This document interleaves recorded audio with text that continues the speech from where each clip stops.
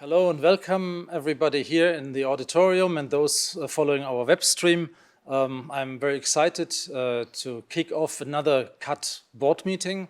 And as a tradition over the last 5-6 years, we are kicking it off with a keynote lecture where we invite one of a high-profile guest to give us a perspective which is food for thought and is then initiating our discussions, which we will follow up today with our reception, to which we are all cordially inviting you and the board members and CUT staff to the subsequent dinner, which we are going to have.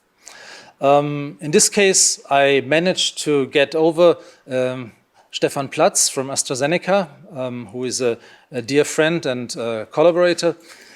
Stefan is certainly a high-profile representative of the pharmaceutical industry. As you will have seen from the invitation, he is heading clinical pharmacology and global safety for AstraZeneca, which I think is about 600 people, if I understand correctly. So you get a little bit of a feeling of how much it takes to get him out of his routines and have him come over. We had the big advantage that Gaithersburg, so just an hour away from here, there's a subsidiary, and we could take advantage of him combining these two events. Stefan is a pioneer in introducing microphysiological systems, organ type of models into his work, as well as artificial intelligence. He will talk about the latter today. He has an illustrious career. He is a veterinarian from University of Munich originally. Then he joined Boehringer-Ingelheim. In 2004, he changed to Roche, where he already was responsible for the Palo Alto site, so here in the US for global safety, and then joined in 2012 AstraZeneca. He has a strong interest in alternative methods, as you will hear, so this joins us and unites us, but also new technologies in general, which are going beyond what alternatives to animal experiments can be. I don't want to consume more of your time, Stefan. I'm looking forward to this. We're going to have a question and answer session afterwards, and I ask you please to use the microphones which we are handing around so that everybody on the web can also follow your questions. Thank you very much, and get us started. Okay. Thomas, thank you so much for inviting me. It's a great pleasure being here, and what I'd like to do is to give you a bit of an overview. Being by background a veterinarian, of course, I will not answer any question about algorithms.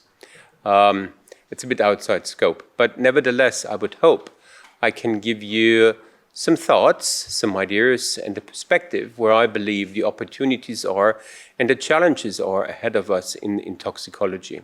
Now, due to the fact that I'm working in a pharmaceutical company, it has, of course, a little bit of a spin towards the needs and the challenges in pharmaceutical research.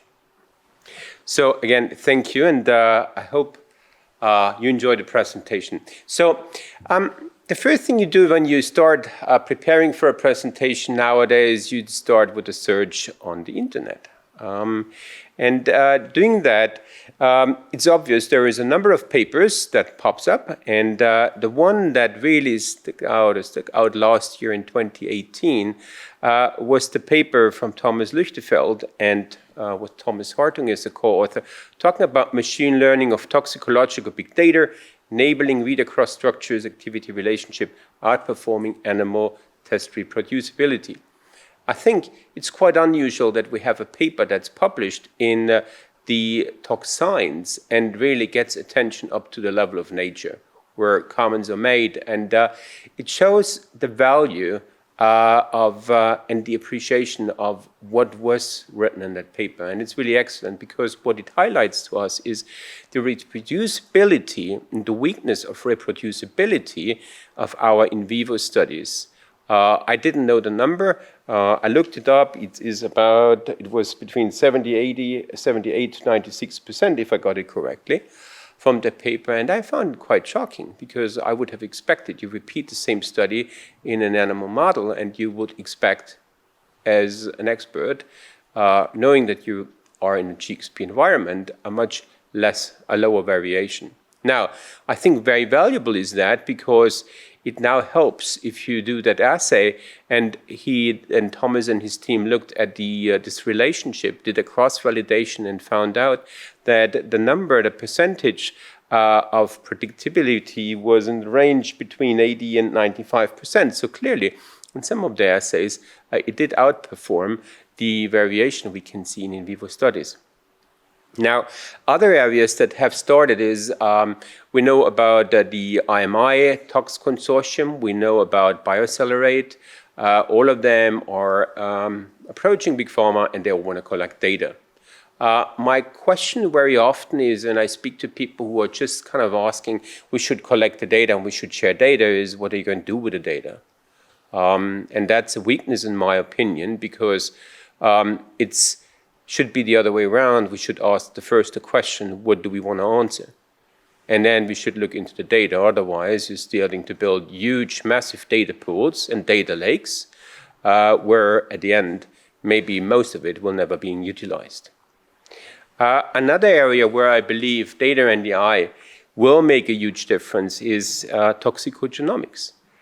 Toxicogenomics, for a number of us, it will be a very common theme that we all rushed into toxicogenomics into 2000, 2004. We had our Alfie chips, and wow, you have not Alfie toxicogenomics? We have it. We did tons of rat studies. There were companies, and what was the impact? We really have to ask ourselves, what was the impact?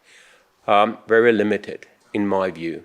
I believe we today, with new tools in transcriptomics, proteomics, metabonomics, can complement it, and data and AI may help us to really understand and get better disease and toxicity insights than what we knew how many years ago? 10, 15 years ago. So, lots ongoing, and I'm expecting there will be more papers in the future. Now, let me start with that one. A phrase I grabbed somewhere else, and I replaced the word scientist by toxicologist, but you can reuse it, so it's not my phrase. AI will not replace toxicologists, but those who don't use AI will be replaced by those who do. If I look in my own organization, we had gone, because of the move of sites, a significant number of new hires. They're coming from academia, postdoc, postgraduates. It's amazing. They are so talented in how they use data, how they make quantitative decisions, where you easily can feel as a dinosaur when you're above 40. Now, I'm way above 40, so I feel probably like a super dinosaur. But I think it is expected, and it can be expected from our students and from our colleagues that are joining the industry, that they have a background and knowing how to utilize the different tools, whether it's Bayesian approaches. They all should be familiar by now and be trained by academia during their career. Why is it so important? And why is the topic becoming so hot? I think what we see is definitely a massive increase in data. We are generating petabytes of data now every year. And the number of the data and the amount of data will increase exponentially. So there is a massive amount of data. We all get more conscious about the quality of the data. We start to annotate the data. So there are the data. I also see that we have now the opportunity to access data globally. And we can run all these mathematical models on cloud. Numerous companies approaching us every week, whether we want to use in some of their cloud space. So that's available. We have GPUs today that allow us to turn around data and do the math much more rapidly than in the past. And finally, a discipline has progressed. I think the deep learning is surprisingly not that new. It's just another word for neural networks. And neural networks is something that was kind of founded in the 1950s, 1960s, but there has been some quite significant advancement with different type of neural networks that have resulted today in the opportunity to mine those data and get probably some more meaningful results. So That's the environment and why we hear so much about the data and AI opportunity. When you kind of dissect that whole field of artificial intelligence, so artificial intelligence for me means it is under artificial intelligence, you can include natural language processing, you can include machine learning, you include robotics. For the purpose of this presentation, I really would like us to focus on the machine learning and deep learning. Now, machine learning is everything. It is Bayesian approaches, it's random forest, it's linear regression, all that fits into the cluster in the bucket of machine learning. Deep learning is a very specialized discipline within machine learning, where it's kind of a subset with multiple layers of networks. My favorite one is that one, where I would like to kind of just in a couple of minutes explain to you how I kind of memorize the difference between machine learning and versus deep learning. So what you can see here is this little dog, and it's a muffin. On the first glance, it looks quite similar. So what you do with a machine learning approach, you have a supervised learning. You tell whether this is a circle, you look at very specific areas, you build a decision tree. The pros are the features can be selected for known relevance, and the rules are very transparent. The cons are you ignore a lot of hidden information in that system. So you limit yourself. Nevertheless, it's important to recognize, and I'll give you an example later, it's not all about deep learning. Now, machine learning versus deep learning, the second example. Here it's now about an artificial neural network. You have thousands of reference images of a puppy and the muffin, and the computerized system sets up its own rules. It's an unsupervised approach. The computer starts to learn, discriminate based on a number of set of images. It's very similar to how humans learn and build a knowledge. So what you have is these different layers and levels. The input layer and the output layer, it's all connected. So advantage is you don't need to specify up front what you're looking for. You have, and you can extrapolate with transfer learning. The downsides, it's a black box. And one of the main criticisms, how do you know that what is at the output layer really is relevant? And how do you know that the system doesn't focus on something entirely irrelevant in your decision tree? So it's not all about the future is deep learning. If we take a step back and now look at the early stage, late stage development phase, from discovery to late stage, where do we see the opportunities for data and AI? I would identify a number of areas. The first one is target assessment. Learning and understanding whether a target has only one pathway, whether there are multiple pathways, whether the other pathways you may not know will result in some toxicity. It's in the chemistry, identifying compounds. There are numerous examples, and I will show you two of them, about AI in toxicology studies. Then an area where it's of proven value, that's all about imaging. And lastly, the translation. So let me start with the target safety assessment. We have recently signed a contract with a company like Benevolent in the UK. So what Benevolent helps us to do is we want to build a knowledge graph. A knowledge graph is a very interesting and very novel approach of a database. There are databases called Neo4j. They all are basically the construct of a knowledge graph. What you have is you build in a lot of data. So we collect the data from chemistry, pharmacology, clinical trials, genomics data, multi-omics data, biomarker data. The data types are very, very different. There are images, videos, there's text, electronic health record.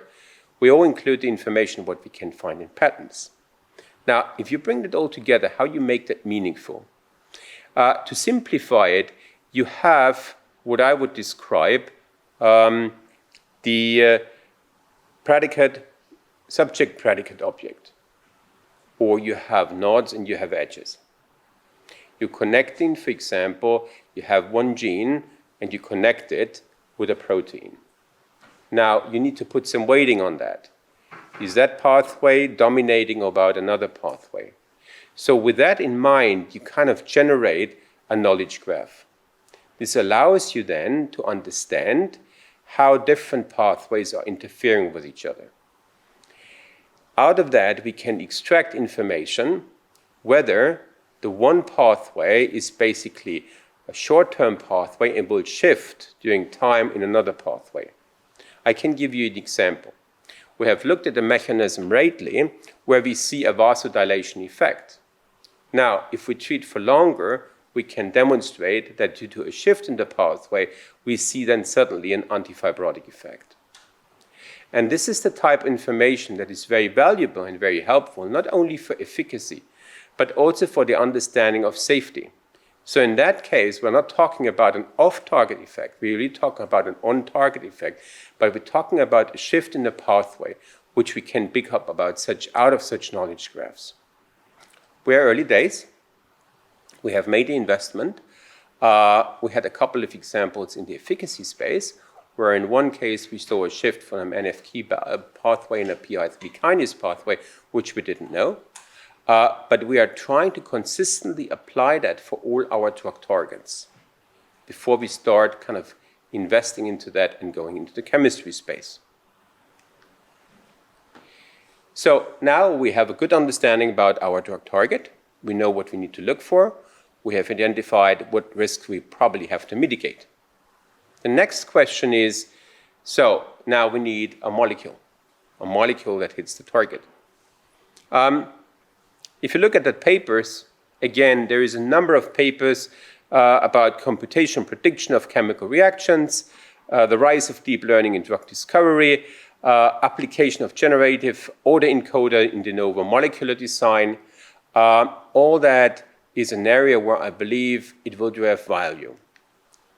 So what we can see today is that we have in chemistry a library of 10 to the 60 molecules. It's massive.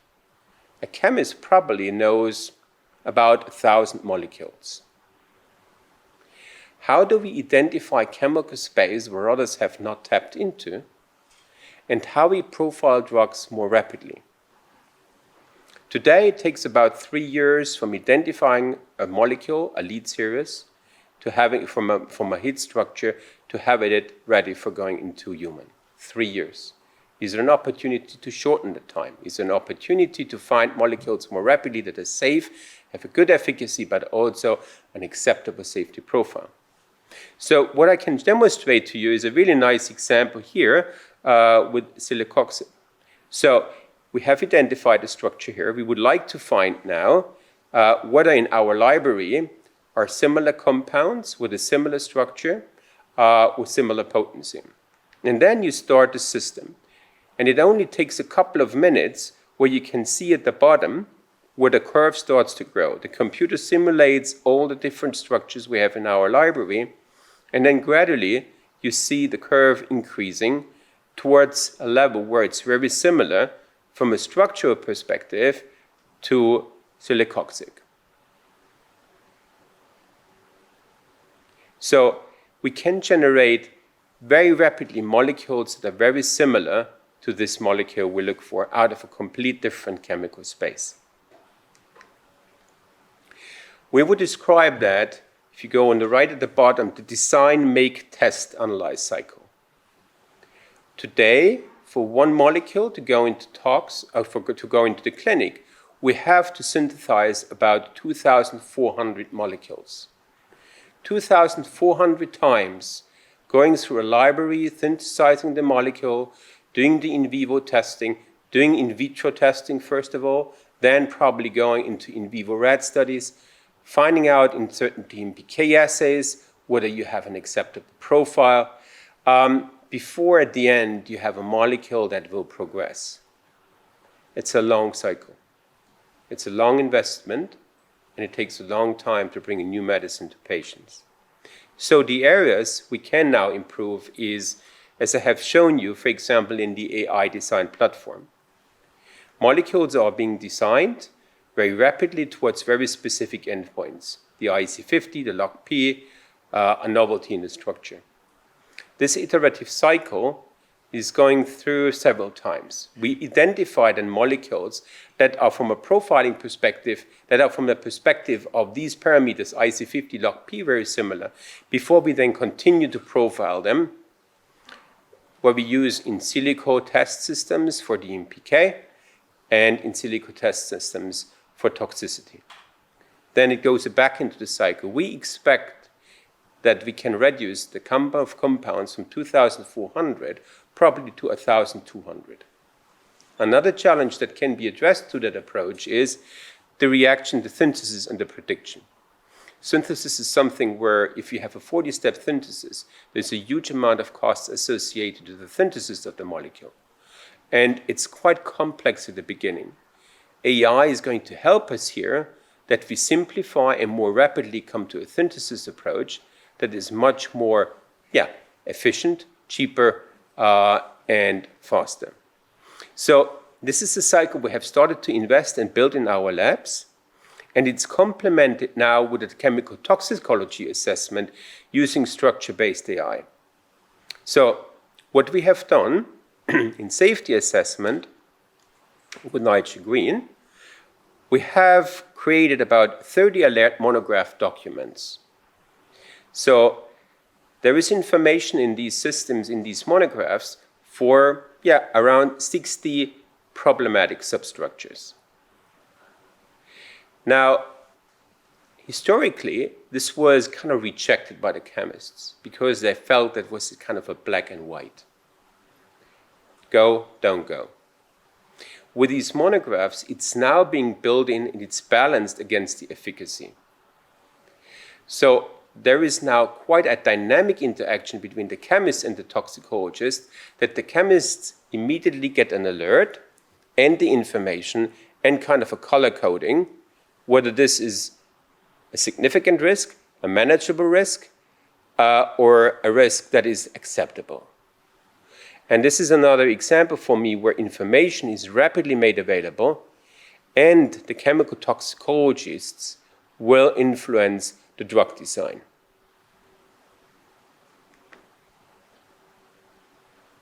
Right safety, next area. Not surprising, I need to start with drug-induced liver injury. It's one of the main reasons for late-stage termination or withdrawal. We find in the LTKB, the liver tox library of the data of the FDA, about 137 drugs that have been withdrawn. And there are a number of reasons for drug-induced liver injury. Chemical, individuals, environmental factors. There is a multi-mechanistic pathogenesis behind.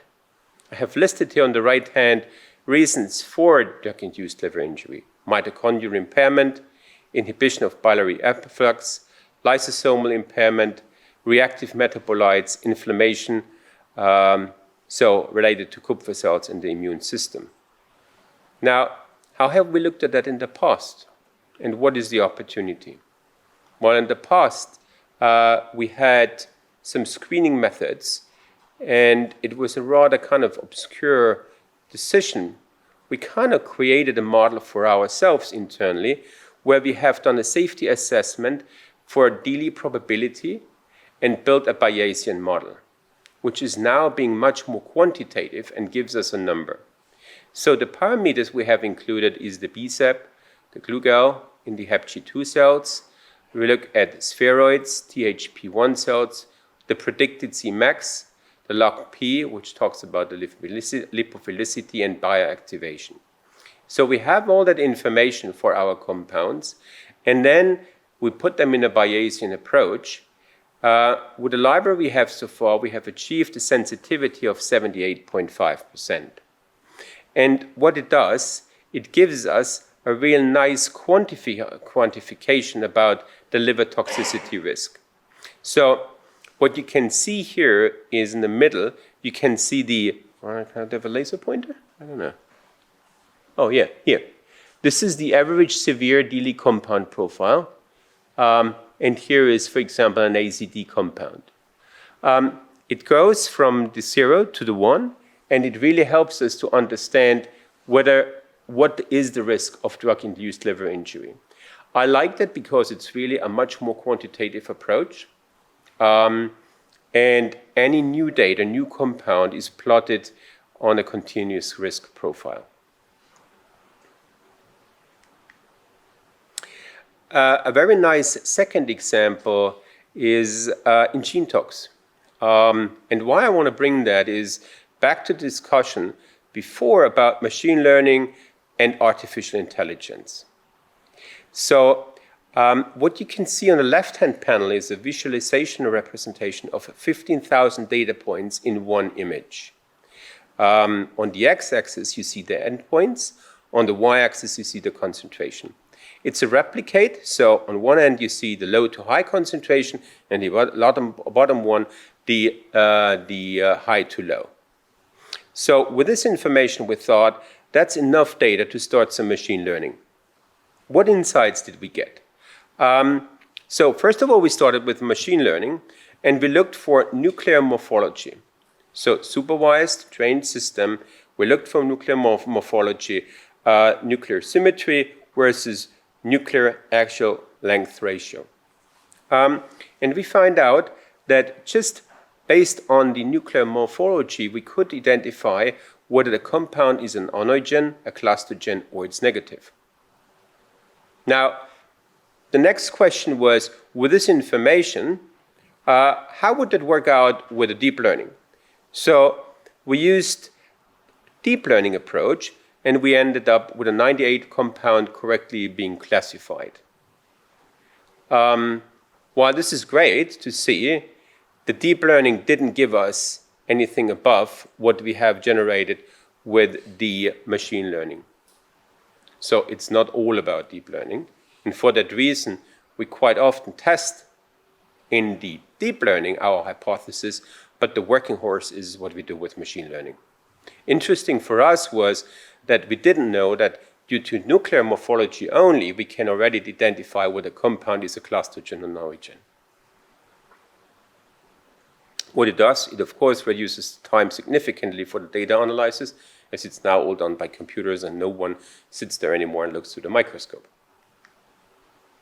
Now, I can't miss out on right tissue.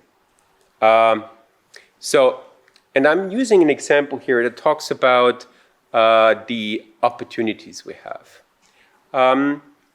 We have new imaging methods, and we need deep learning, AI, to mine the large data sets. We last year bought ourselves a CyTOF. It's working phenomenally well. We can now detect up to 37 antibodies in one tissue. So 37 antigens being picked up by different antibodies in one tissue. What you get is a molecular image like what you see on the left. The challenge is, what is this going to tell you? Very difficult. There are antibodies that identify certain cells. There are antibodies that identify certain pathways, metabolites, interactions between cells. So there is so much information in there that is really difficult to understand and come to a conclusion. So we need to kind of find alternative methods to make it more relevant. In the middle, you see some machine learning. That's kind of a random forest segmentation where we look at hotspots in the tumor. Now, in order to get there, it's step 3 is relevant. Step 3 talks about the solution. So TSNE is a 3D space deep learning method. And it does tell you, beyond the areas where you have tumor or non-tumor, for example, how T cells or macrophages are linked to each other, where you can find them, their activation stage, is it the T2, is it T17, the activation stage of those T cells, the macrophages, so it gives you really insights into the tumor dynamic. Only deep learning will allow you to get to this level.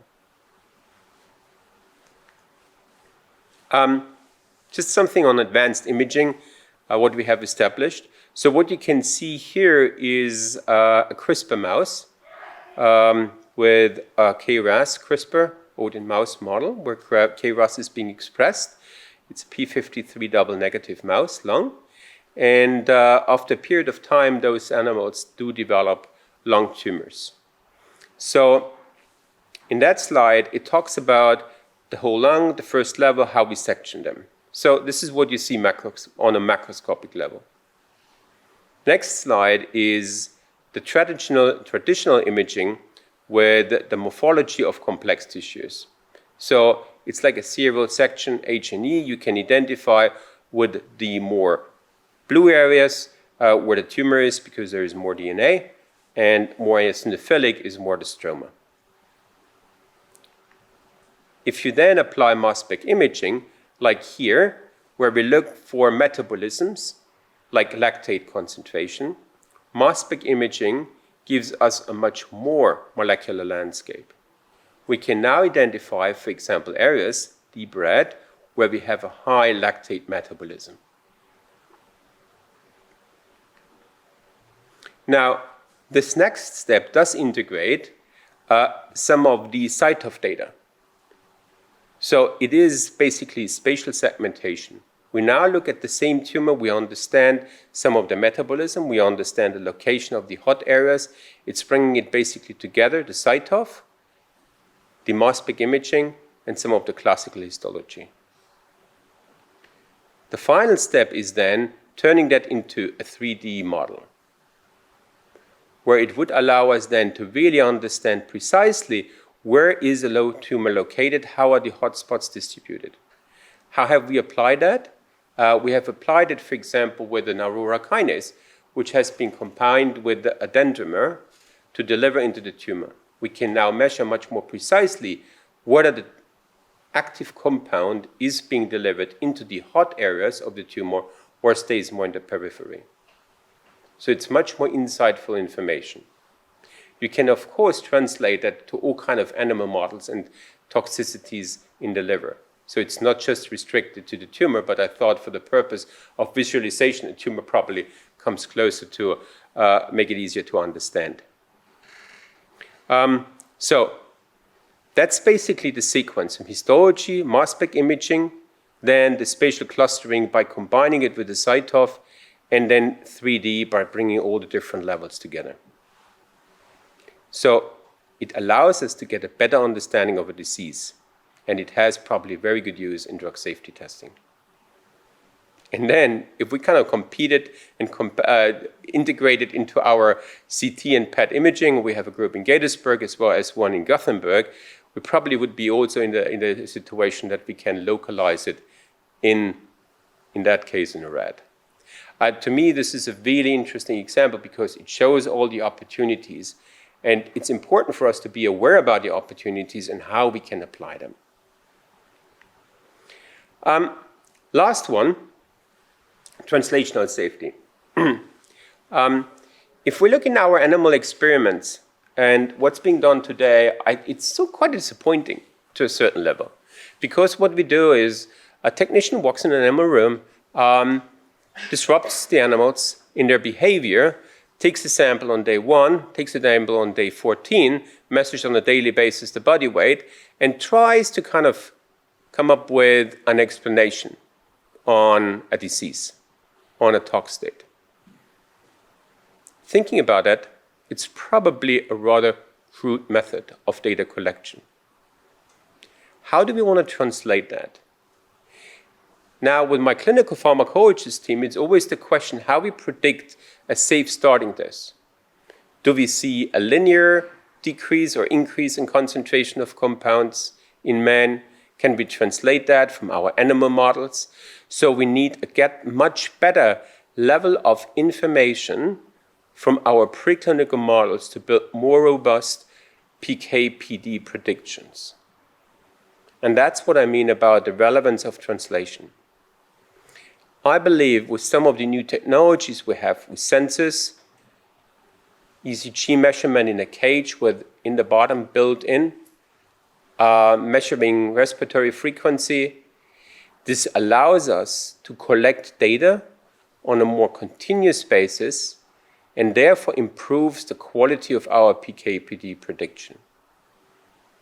This improvement will have a tremendous benefit for a patient because we have more confidence that we can decide on a starting dose that it is not well below where it doesn't show any benefit. We can take more risks, but calculated risks on better information to start with doses in the clinic where we can ensure that there is, for example, for a cancer patient, some benefit to be expected. So to me, that's the digitalization and what we need to happen and we need to see in the in vivo space. So now I can't finish that without going back to what I started at the beginning, the data collection. Everyone's asking for data. Now, why is data so crucial? Because data is basically what is called the gold, somebody said it, what was it, yeah, some kind of the new gold, the new currency. We have huge number of data sources. We have core systems today already, NGS platforms, we use the data, but we quite often do not connect the data. The whole question is, when do we need to build a data mart? What's the value of data lakes? How we connect data? Do we need a data warehouse? How we extract data and build something like knowledge graphs? Then the other question is, how do we integrate external data into our internal database? And there's a huge debate because the quality of the data is so substantially important. We have done something really interesting lately. We got a model from a university. In their test set, they did demonstrate to us that they can predict DILI by 80%. And it was a data set that was mainly built of externally available data. There was a bit of bias because I don't think they had put enough data in there from negative models. So the outcome was we tested it with our own data set and we took a data set from another company and the prediction did go down to 60%. So to me, that means you need to be really, really careful about the data and thoughtful about the data. In my opinion, there is more relevance to the quality of the data rather than the quantity.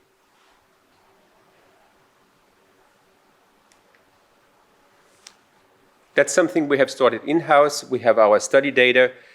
SEND is the application and the way we need to submit data to the FDA. I think it is a great initiative, despite it is causing a lot of pain in the companies, but it forces us to build kind of a systemized, structured approach how we generate the data and how we submit data.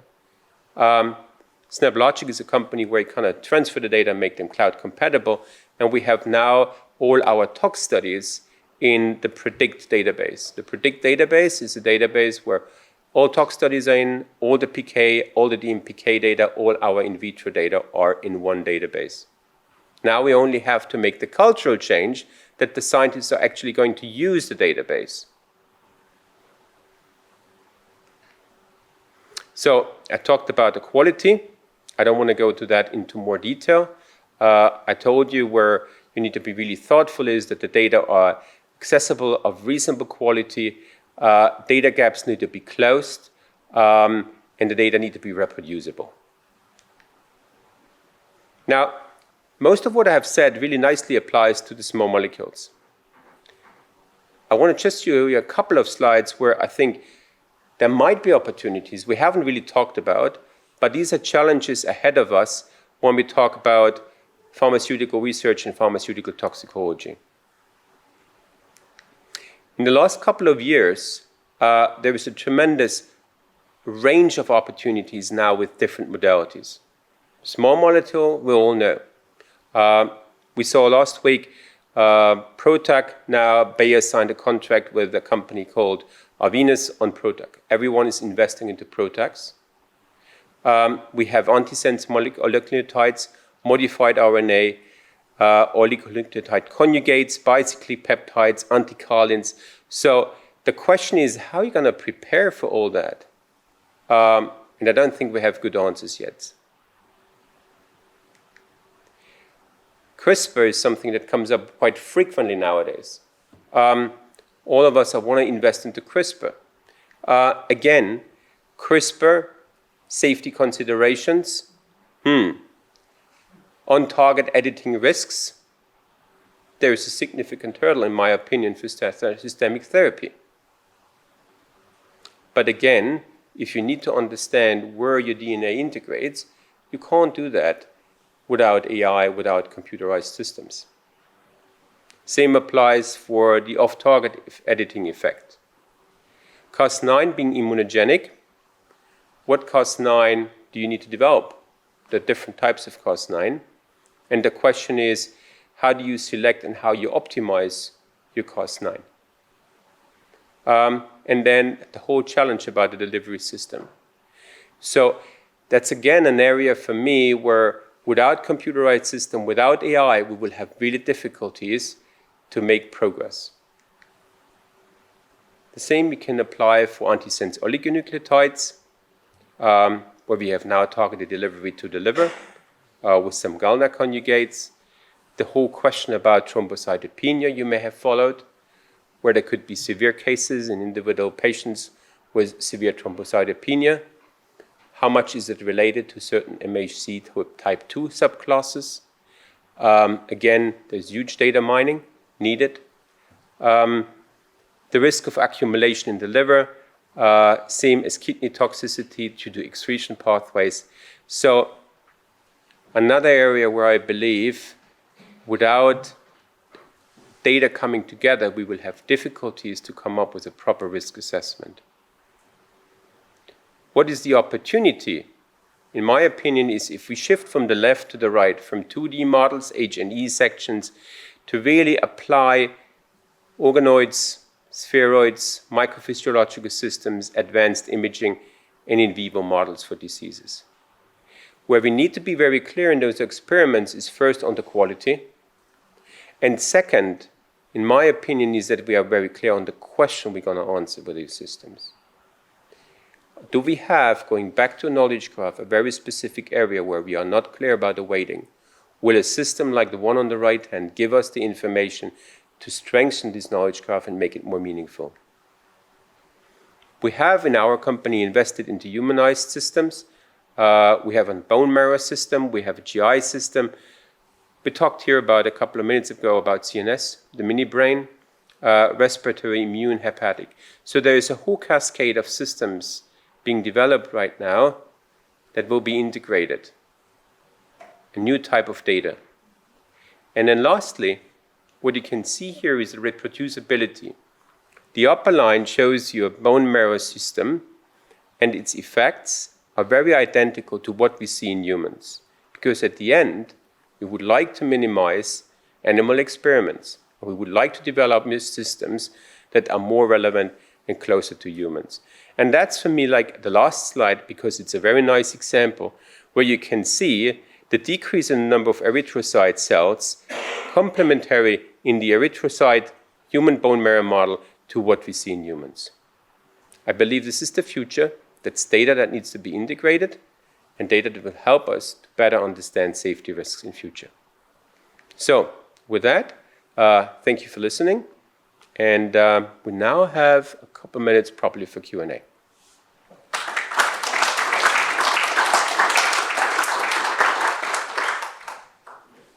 Start off with apologizing for whispering the wrong thing. It was the data is the new oil. Data is the new oil, yeah. It was old. It was not gold, yeah. Yes, and, but the carbon footprint is much better. Yeah. Okay, let's open this very fascinating vision on what these AI technologies can do in pharma to some questions, please. And use the microphone because, as you know, we are also followed by on the web. Well, thank you very much for that really interesting talk. I wanted to ask you about actually using this new data and how you might discuss this with a regulator. You probably worked on several regulatory systems, but in the United States, do you think there are going to be challenges to using this data to, say, support a new drug application?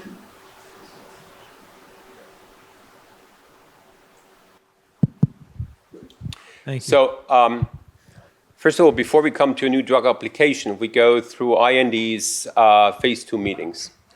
And how we use data already today is if we need to justify our dose selection for phase 2 or phase 1. Interesting enough, there we can see that the data is being accepted and models are accepted by the FDA. That's good. We have planned for this year to do a first-time submission with some of our microphysiological systems data in an IND to complement and add it to the GOP tox data, but also to use this as an argument where we believe that the finding we have observed is very animal-specific, rat-specific in that case. And so the data was done in 3 replicates, and it does provide evidence to probably allow us to go in with a higher dose than what we would have seen in one species.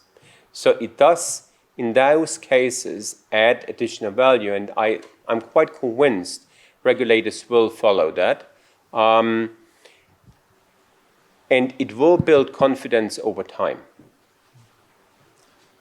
To follow up on this, especially the deep learning technologies, these more advanced machine learning technologies, they do not allow us to understand what the computer does, the magic which happens. Yeah? So we really have to trust a type of black box.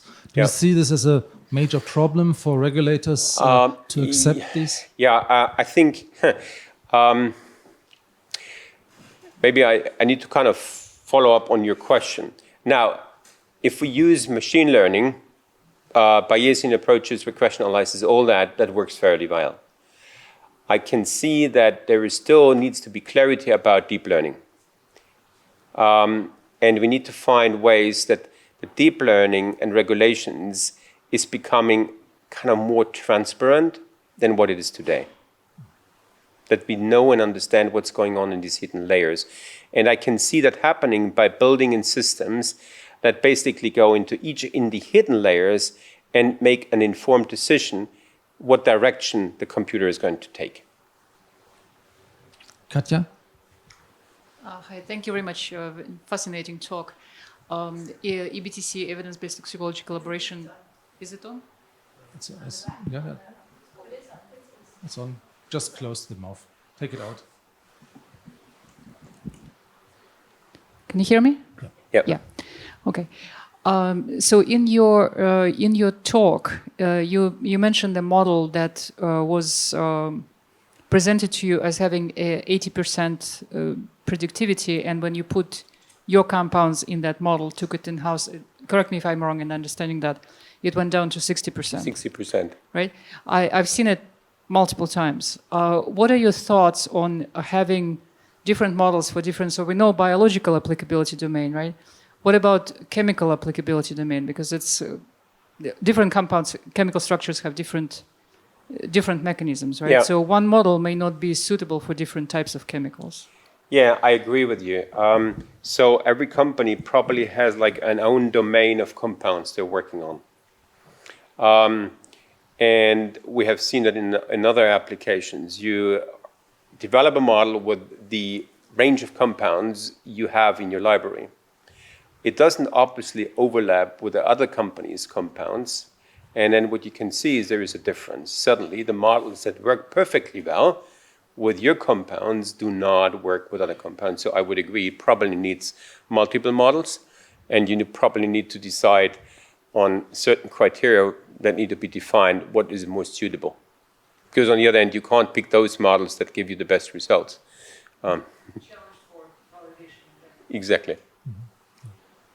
I mean, obviously, a big thing is data sharing in these things, and we move to this obviously in the toxical space because it's pre-competitive somehow. How do you see this for the efficacy use of AI?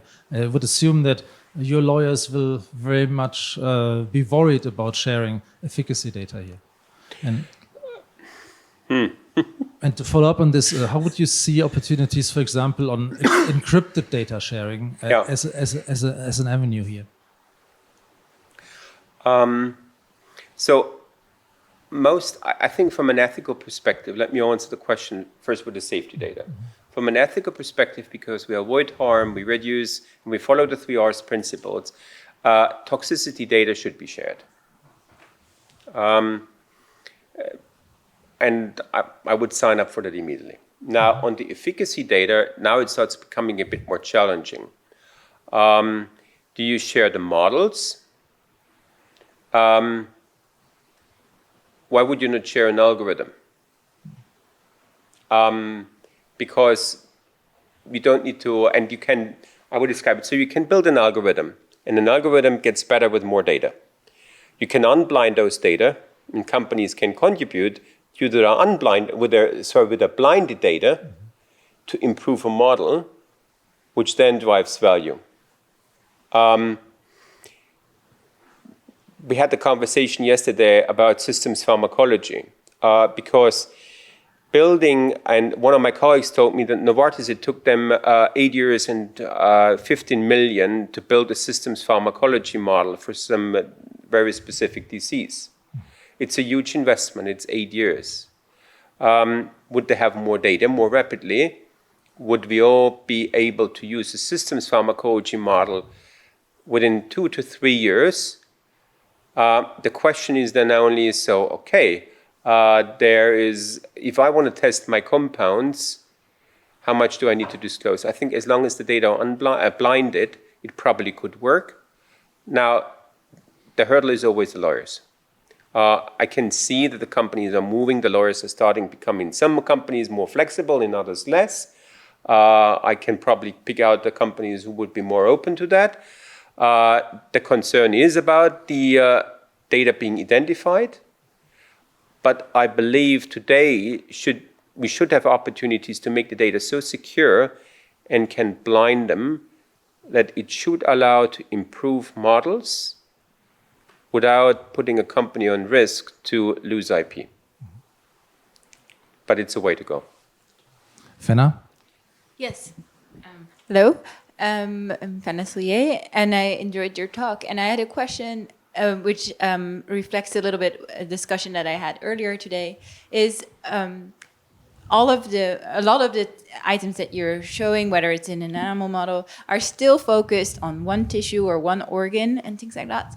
And we were discussing about the impact of, for example, the gut microbiome on an immune system, things like that. So how do you see AI play a role into connecting, and you just mentioned in your previous answer about systems pharmacology, like that whole complete picture, because it's still very segregated and we're already dealing with big data that way. So.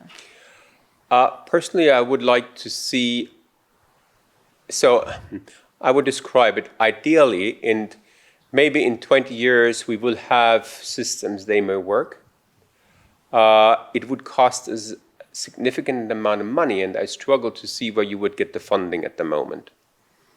I rather believe there is an opportunity to pick very specific areas, demonstrate value, and gradually start increasing the investment. If you would tell me I want to build a model that talks about the microbiome, and there was, I think last week, a really nice paper about, whether you have seen it in Cell, talking about autism and the influence of the microbiome. Or microbiome and how it relates to diabetes. It's fantastic, but I would really struggle to understand how a model will be built today with all the different compartments, the interference, the data sets we have. It would be cool to have it, but I would have a hard time to convince my management to give me a couple of millions, and a couple of millions probably wouldn't be sufficient. Okay, and then in follow-up to that question, the personalized medicine and also requires a whole different level of looking at drugs, because a drug cannot be something that you just test on an animal or in a few in a subset of humans that you picked for your study subject, your clinical trial. So how does this fit in with personalized medicine and testing drugs and all and compounds, etc. on that for that purpose? Yeah, personalized medicine.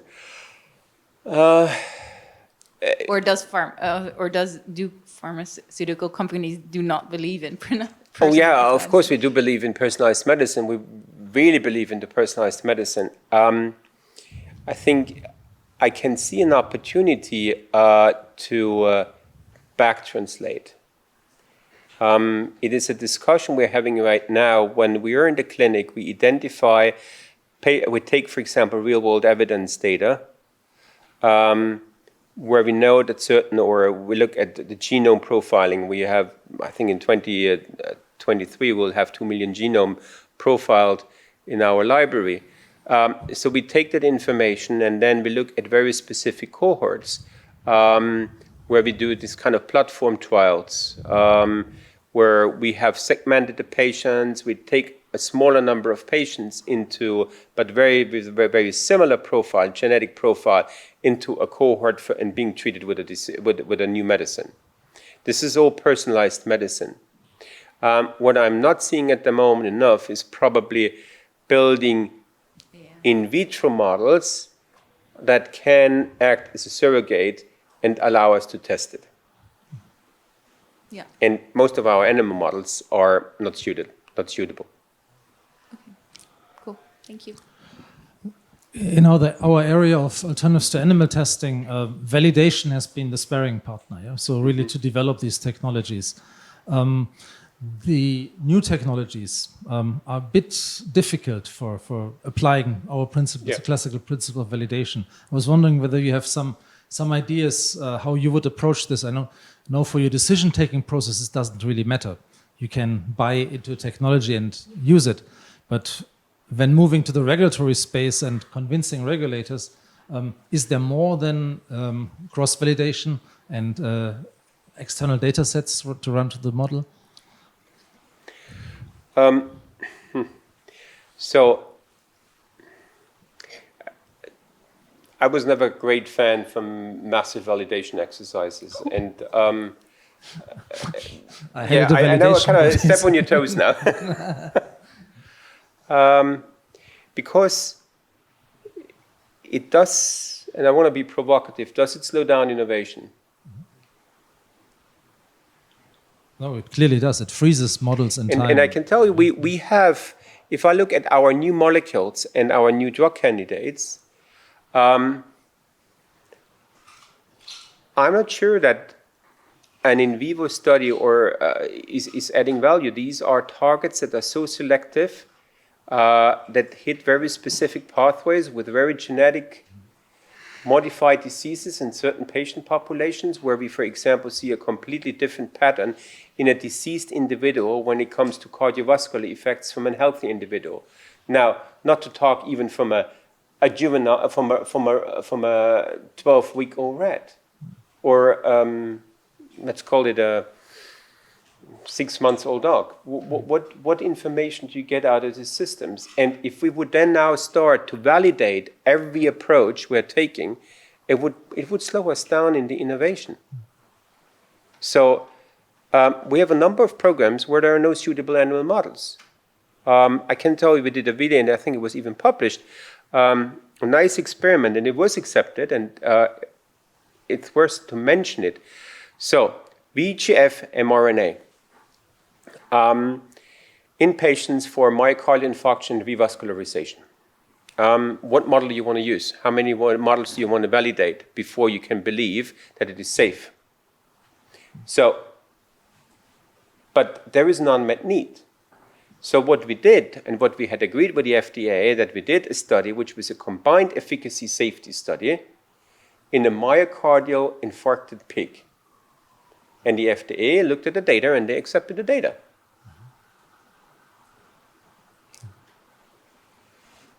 Okay, no, this is there's a lot of truth to it.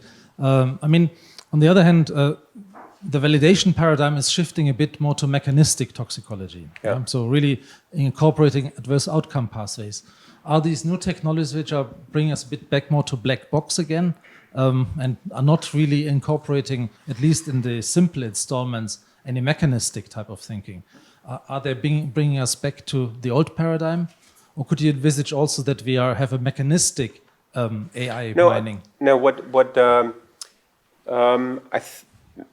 my view is it won't be black box, because we have now, we're taking samples. In one case, in a clinical trial, we have taken from samples from patients, and we did chemoproteomics. The chemoproteomics approach gave us some really valuable insights into the mechanism, which we then could apply and test in an MPS system. But very clear, I don't want to kind of see general questions about liver toxicity in the MPS system. I was much more interested how this pathway is being reflected in an MPS system. In that case, it's not a black box. Okay, good. Now, just back to the validation, to do a bit justice to it. I think we see probably a separation between here some of the chemical industry and maybe some of the pharmaceutical industry. In the chemical industry, and you have done a lot of work with REACH, so I think there is a need to validate. For pharmaceutical industry, with now much more of a patient-centric approach, we would slow down the innovation to bring new medicines really to cure diseases. I think we have time for one more question. Katja? Thank you, Thomas. I have a comment on this validation issue. I think it's definitely a different entry point in the pharmaceutical for this mechanistic test, and in the chemicals where things are being advanced into regulatory testing. I don't know if you call it advanced, but starting to be tested much faster than in the pharmaceutical industry, and there are different reasons for that. But my question to you was, how do you select the animal studies, the models? So you just mentioned selection of animal models. How do you let's say you're going into a different therapeutic area and you don't have an in-house model for a particular, like you just mentioned, you selected a pig. How did you do that? So what we do, and that was in case of the pig. So in a pig, it was fairly simple because the anatomy from a pig heart with the two coronary arteries is very similar to a human. So the perfusion of a pig heart is much closer to humans than from any other species. So it was clear that the pig is the model of choice in that case. We still are using more or less frequently the rat and the dog, or the rat and the monkey, as it is a requirement to have these 4-week GLP studies. But there is more effort going into understanding the molecular biology and the molecular pathology than what had been in the past. So we're kind of developing models and thinking about models that do reflect the human pathophysiology. Okay, understood. But you know about a couple of groups in Europe that actually do systematic reviews of preclinical animal models, where they look at the entirety of the evidence of all the different preclinical models in a particular area, like cardiovascular or CNS diseases, and actually suggest look specifically at reproducibility and what they're measuring and how similar they are. How is the translatability? They also look at the clinical trials and such. So I recommend this as a starting point, and I can send you some publications on that. You can send me. So when we talk about safety, there is a lot about... this is about efficacy models. Efficacy models. Efficacy models. Now, we have many more PDX models, and I talked to you about the CRISPR mouse model.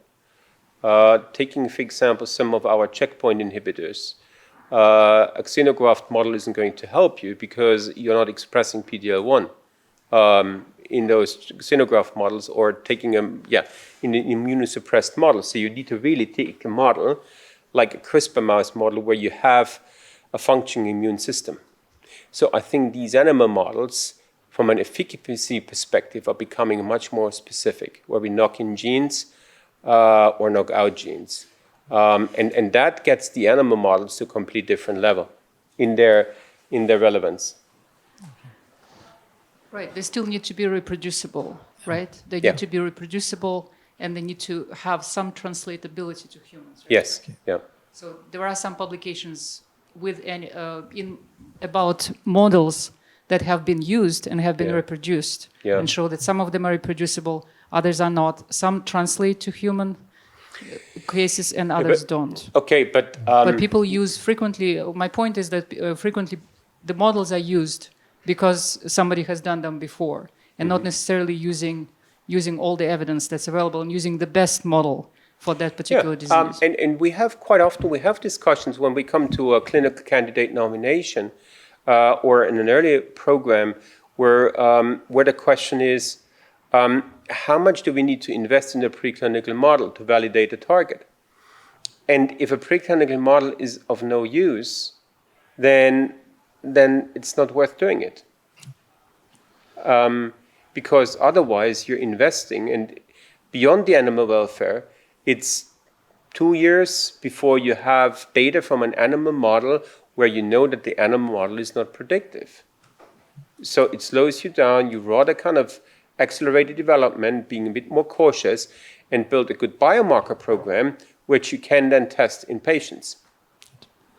I think this is a wonderful statement to close our discussions, because it's exactly in the spirit of our center, trying to work against the unnecessary and useless animal experiments. Yeah. Stefan, this was really a fantastic show, really impressive. I think it is a lot of thoughts. I told him in the beginning, if he mentions our paper, I will throw him a party with some nice drinks. He did it so nicely that we will throw also a reception with some food. You can expect a sushi bar actually here with freshly done sushi. There's also other stuff for other people.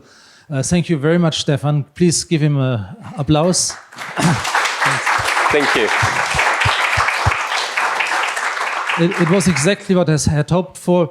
You find us if you leave through this door to the right at the Wall of Wonder. There we will have our reception, and I hope to see you there. Thank you for joining us, and thank you all over the web. I would love to invite you, but then you have to come next time. Bye-bye.